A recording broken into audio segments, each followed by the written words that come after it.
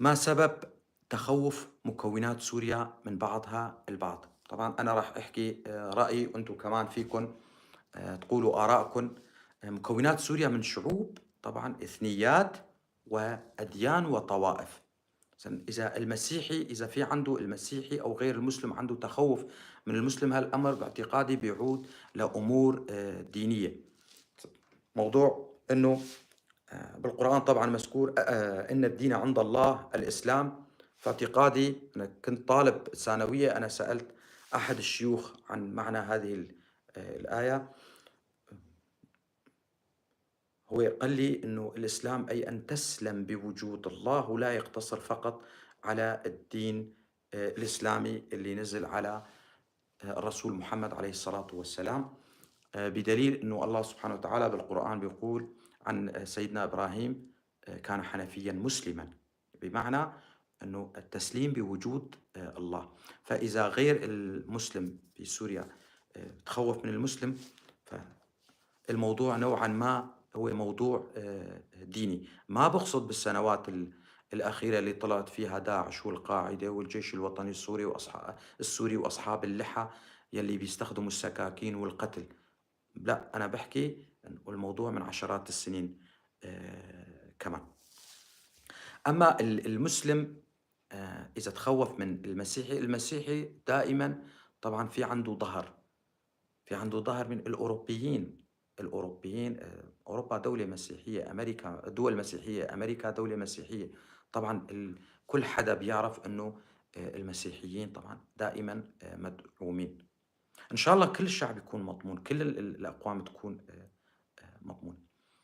العلوي بيخاف من السني. ليش؟ أصلًا السنة يعني حتى الكتير من السنة ما بيعتبروا العلوية مسلمين أصلًا، ما بيعتبروهن مسلمين للأسف هيك. الدرزي كمان عنده نفس التخوّف، نفس التخوّف. الكردي من العربي، لأنه الحكم باسم العرب، حكم باسم العرب، وعلى مدار الحكومات العربية كانت تقمع الكرد وتجردهم من حقوقهم كافةً، حقوقهم القومية، حتى التعلُّم باللغة الكردية كان ممنوع ومقموع في سوريا.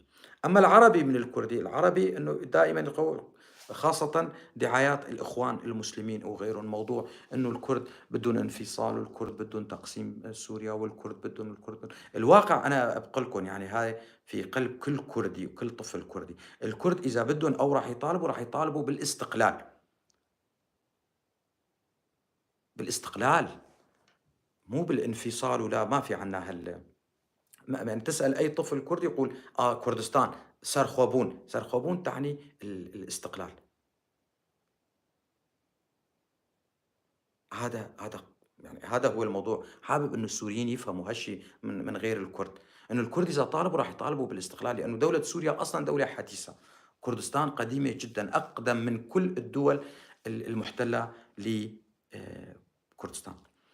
بعد مجيء الأحزاب الشوفينية، خاصةً مجيء جمال عبد الناصر، يعني تم ممارسة الشوفينية في سوريا بأقبح صورها. الشوفينية، بالنسبة للشوفينية العربية. طبعًا تم تجريد بعده كمان بعد جمال عبد الناصر ناظم القدسي، وبعده أثناء انقلاب حزب البعث في العام 1963 تم تجريد الكرد. 75,000 عائلة كردية تم تجريدهم من الجنسية. بعدين موضوع الحزام العربي اللي جلبوا 42 قرية عربية إلى منطقة جزيرة محافظة حسكة، تم توطينهم وسلب أراضي الكرد منهم. يعني هاي بعض الأسباب، سواء أسباب دينية أو أسباب قومية لتخوّف المكونات أو المكونات سواء الإثنية أو الدينية من بعضها البعض. يا ترى طَب بعدين الوضع راح يضل هيك؟ نحن بيلزمنا إنه نتحاور مع بعض، يلزمنا إنه نتسامح، نتجاوز الماضي. إذا ما تجاوزنا الماضي راح نضل بهالقوقعة هاي. إذا ما تجاوزنا موضوع والله أنت سني، أنت علوي، أنت شيعي، درزي، أيًا كان، فالمستقبل راح يكون أسود ومظلم على الجميع. سبب ليش الوضع لازم ما يضل هيك. الوضع لازم الكل يتقبل البعض لنبني البلد، وإن شاء الله تتعمر ويعم فيها السلام والأمان. باشا زور سباس جور. شكرا لكم وتضلوا بخير.